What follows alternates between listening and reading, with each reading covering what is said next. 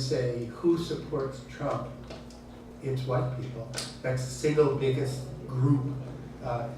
But it's white people across all income levels. There is a myth that this is working class people or, and let's be clear that the original fascist movement had two areas where there was support. There were the lumpen proletariat, but there were also the burger class. And so it was the burger class, the petty bourgeois, that you often have this two-sector support. And you're getting that now. There are a lot of people who are very discarded people in America who support Trump just because they're tired of it. But there's a very large group of middle-class people. But all across the income levels up to about $180,000 a year, $200,000 a year, there is a sense of downward mobility in each of the income level segments. And all of these segments are showing support for Trump, significantly so if you're a white person, and significantly so if you're male. So that's the reality of it. But I think basically it's white people, I know. And we're running out of white people. And that's part of the fear of us white people, is that we're running out of white people. We can't create any more white people. Jews are sort of white people now. Poles didn't used to be white people, they are now. Italians, the Irish weren't white. So, the problem is, what do you do in society when you're running out of white people? And, Trump's the answer. Anyway, broad front. I honestly think we need to build a broad front on the local level to defend everyone under attack and make it local. Build neighborhood and citywide small town coalitions built around the idea that the attack on one is the attack on all. And you're starting to see this spontaneously around the world with attack on Muslims. Where you're just getting people coming together saying that's not acceptable. So that's what I think it should be. I think it's much more powerful on the local level. And I believe that movements start on the local level and build bridges across geographic areas and create movement. So movements need grassroots base. Leadership never comes from the top. Leadership comes up from the bottom and proves themselves, and people then trust the leaders that come up from the bottom. Anyway, that's my view. Why did the working poor and unemployed support Reagan and Trump? Because of the myth of American supremacy around the world, that we were undefeatable, that you went to war and defended the American way of life, and you went with your friends from high school. And I don't think folks understand how much of war was fought by cohorts of young men in cities and towns, farm areas, who went to war as a group and defended each other's, had each other's back, had each other's six, as they say, which means 6 o'clock behind you so your back is covered. That a lot of this had to do with what it meant to be a man in America, including going to war and defending your band of brothers. Just saying. And Constitution, it's like modernity. It's not the end-all of philosophy, but I hate to be pushed back behind it.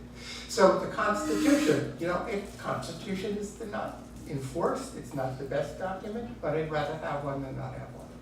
So is the Constitution flawed? Yes.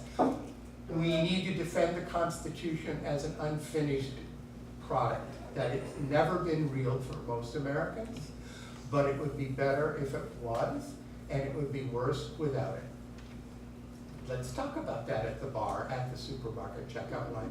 I have taught myself to have conversations on buses, waiting for the subway. In the barbershop, I go to right-wing barbershops and say, what about that Trump? And I listen for an hour. You'd be amazed what you hear. Anyway, learn to talk to people. People are people. You organize by talking to people. If you don't talk to people, you're not an organizer. The issue of empire is very interesting. One of the things about right-wing populism in the global north is that it seems to be affected by two things, and these seem to transcend borders. One is the emergence of global capitalism and a transnational capitalist class, and the altering role of the state. So that very central to right-wing populists, neo-fascists as well as others, is the notion of the reaffirmation of the nation state and the identification of the nation state with a dominant ethnic group. Absolutely. Right? So it's not just we want a French state for anybody who happens to be here. No, they want a French state along the lines of the French state that Marshal Pétain had from 1940 to 1944, the Vichy Republic, right? They want that kind of state, right? So what we have to understand is that there is, that the right-wing populists are appealing to a fear among segments of the population about the loss of control. However, the deeper fear is related to what Etienne Balabar wrote about 20 years ago, talking about neo-racism, which is this fear that, and this is a post-colonial fear, the fear that's happening with the changing demographics in the United States, in Germany, in France, in Switzerland, the changing demographics, and neo-racism is particularly interesting, and this is why you can have these idiots on television saying, "I'm not a racist," you know, because when they're talking, when the right wing is talking about what they're talking about now, that comes out as a big neo-racism, is that they're talking about the incompatibility of peoples, as opposed to the superiority and inferiority. Now, implicit in the incompatibility is the issue of inferiority, superiority, but that's not the leading edge of this. It's that all these Syrian Muslims are coming into France. We don't have any way to absorb them. They won't become assimilated, right? Or what we hear in the United States, along similar lines. So this neo-racism fuses with current right-wing populism. It appears to be racially blind, but it is far from it. Right? So that's the other element of the contemporary right-wing populism that relates directly to the transformation of capitalism. The issue of Trump and Hillary. I had this debate. Well, I have a radio show. It's a little plug. And on Fridays on the Pacifica affiliate. And we were interviewing Ralph Nader. And his argument was, Sanders, burning a bust. Right? And he was laying out his critique of Hillary and everything. So at a certain point I said, "So Ralph, you're basically saying there's no difference between Hillary and Trump." He says, "Well, no, of course there's a difference. There's a difference on civil rights and there's difference on certain constitutional things, but on important issues."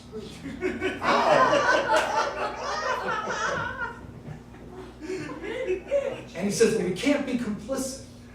So in my meek way, I said, "Well, Ralph, some people would view civil rights as important."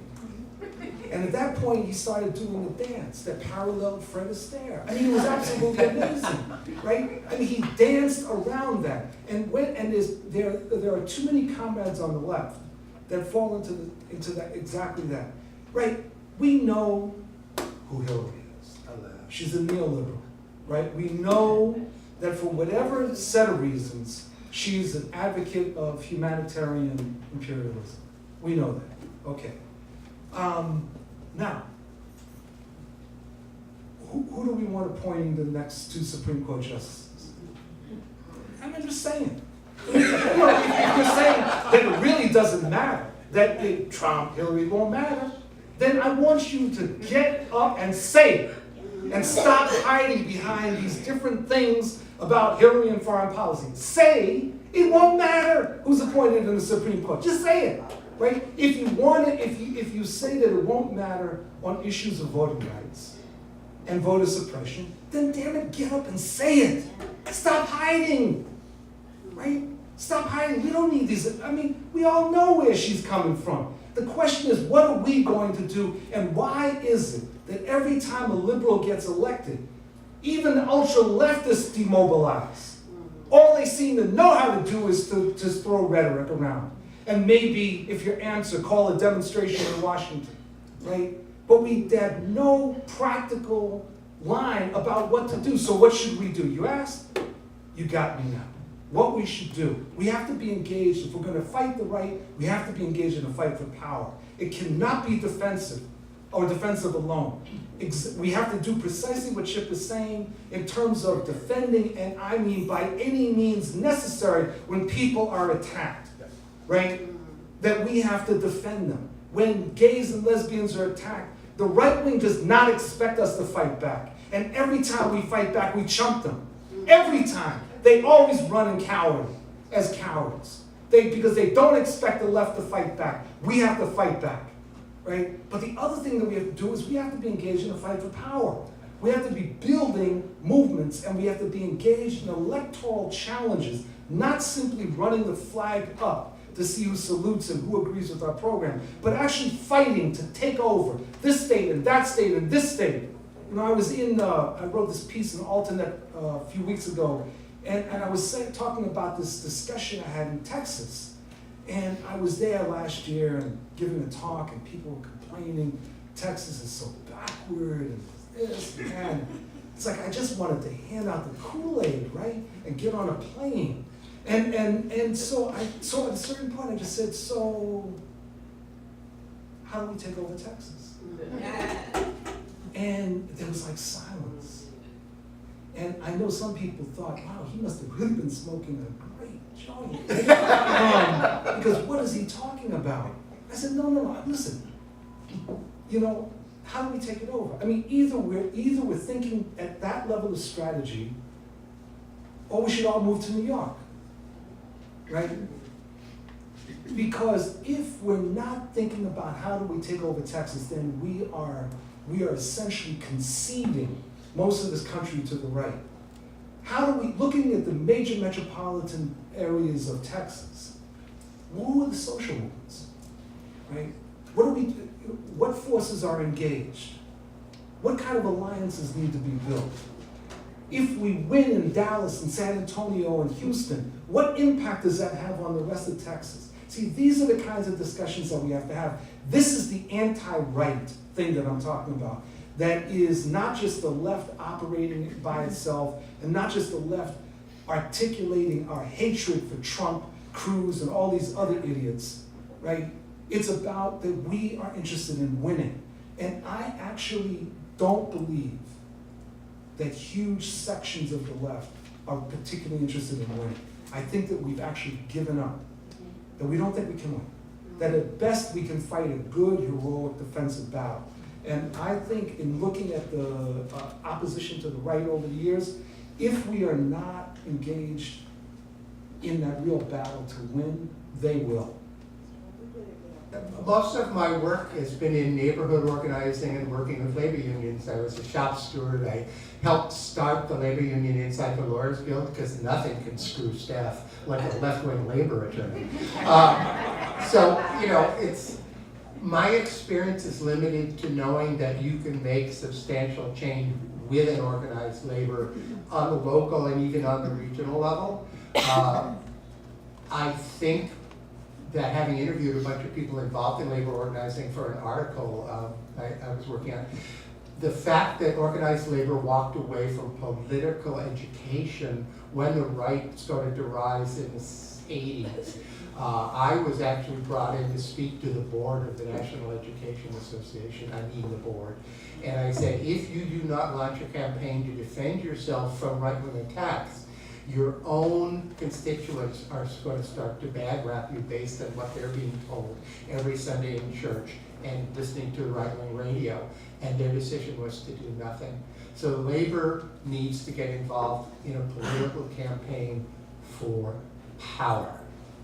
What is the significance of different kinds of victories? In other words, with the victory of the Trump, you know, so I've heard more than once that Trump is to the left of Hillary on certain things. Well, Hitler was to the left of the Social Democrats on certain things. No, it's really important, and this relates to the labor thing. The swastika, the banner of the Nazis, right, was not red and black by accident.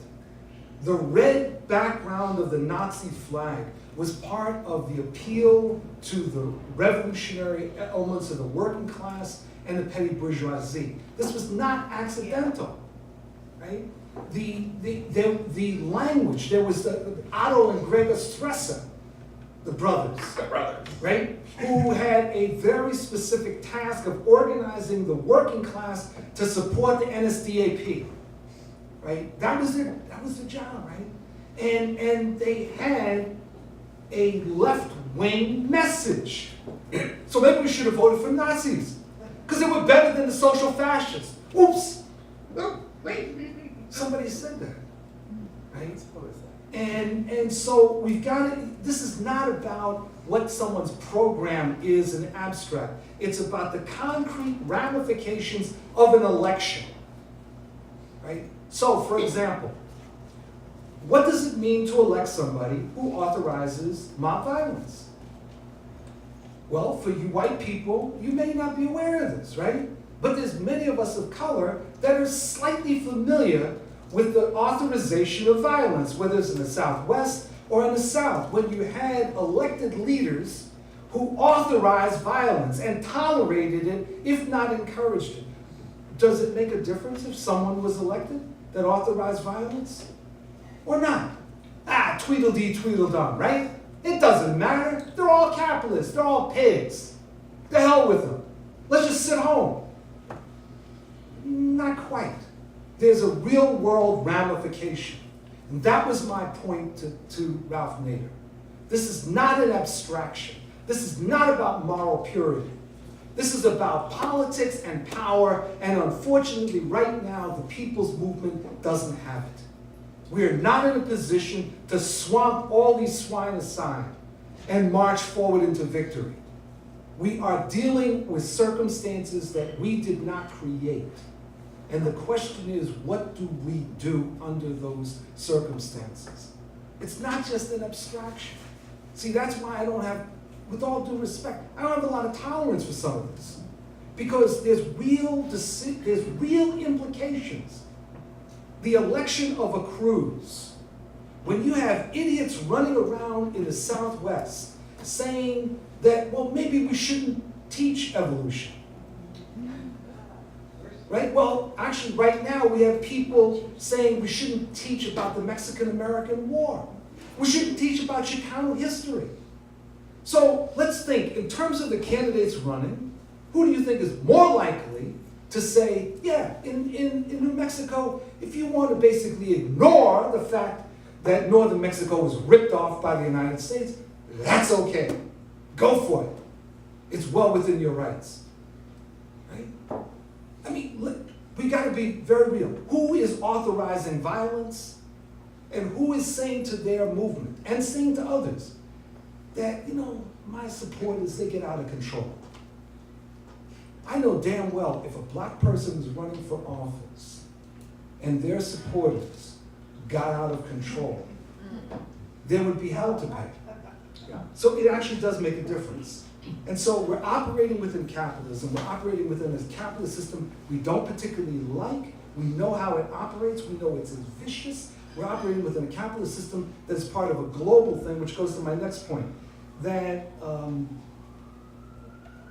what has happened over the last 30 years is a transformation of global capitalism and the readjustment, as I was trying to raise earlier, of the role of the nation state. The right-wing populists know this. That's one of the reasons that they talk about this issue of national sovereignty. I don't know whether the TPP is unconstitutional, but what the TPP is another instrument of transnational capitalism, right? These free trade agreements are all part of that. This globalization of capital, and what it doesn't mean is that the state no longer exists or is no longer significant. It means that there's a different role for the state as an instrument on behalf of the transnational capitalists. The final point about what people should do, read my book. You can read this book, but no, in all seriousness, what should people do? Well, I think there's a number of things. So one thing I think we have to pay attention to about the moment we're operating in is that we may be on the verge of an electoral realignment. And see, in United States political history, this doesn't happen very often. When you have a significant section of the Republican Party saying, we're not going to vote for this idiot, and actually he is betraying conservatism, as they say, Houston, we have a problem, right? This may be betraying something that I was wondering whether was going to happen, which is that there may be an unraveling that plays out within the Republican Party. Not sure. I don't think we should go home and put bets on it, but it is possible. Hope springs. Hope springs eternal. What is very possible in this election is that many of the conservatives are going to ignore the presidential race and concentrate on congressional and senatorial races. And basically just say, if Trump wins, he wins. If he doesn't, he doesn't. I don't give a damn. I'm going to focus on where we can make a difference. That, I think, is more likely. There's also possible realignment within the Democratic Party as a result of the Sanders campaign. But one of the things I think we should be careful about on the left is that after by successful I mean energizing electoral campaigns, whether it was the Jesse Jackson campaign, to some extent the Kucinich campaign, now the Sanders campaign, do not sit back and assume an organization is going to emerge. Because among other things, people get involved in electoral politics for very different reasons than they do organizations. And for one reason alone is that elections end at a certain point, whereas organizations don't. And so assuming that all of this is going to come together, I think is wishful thinking. I think, however, what I would encourage is the building of organizations, plural, progressive, left progressive organizations, and that what we actually need to do is state by state, do an assessment and attempt to figure out what is the road within the context of currently existing democratic capitalism. What is the road for building some sort of popular power? That's what I think that we actually should be doing right now. And it is a state by state, it's like looking at the map and figuring out what states, what social movements, what are the forces that need to be moved, what are the unions that are there, what are not there, what's the current state of the legislative black caucuses, which in the South, by the way, is a very, very important instrument. Making that kind of analysis, I would argue that is what needs to be done now. And to the point about the Occupy was a very heroic, very important movement that I would argue, along with others, reshaped the 2012 elections. But the deficiency, and in part related to issues of anarchism, the failure of program, the assumption that simply by saying we are here, and we are here in visible protest to inequality, that was very compelling. It's not enough. It's not enough in a fight for power. The fight for power really has to have a proactive element. And I don't think, and this is not to smear in any way the people that were there, and I actually think that more people on the left were supporting it than you were identifying. And there were unions that were supporting it. Lots. That in some cases blew me away. I mean, people that would never have done this in the past, who were there. And I thought, okay, this is very important, but it's not enough. And that's why I think that our thinking about strategy has to change. And final point, I know I said the last one was the final point. It ain't gonna happen as a result of one conference. I know there's a number of conferences that are being planned, and that's all good. To paraphrase Jose Marti, when he was interviewed right before he was killed in 1895, he said, we had to begin in silence. And one of the things that the right has understood is that when you're serious, you have to begin in silence. You don't begin with this massive call and expect that the horses are at the starting gate, the bell's ringing, and everyone shoots out.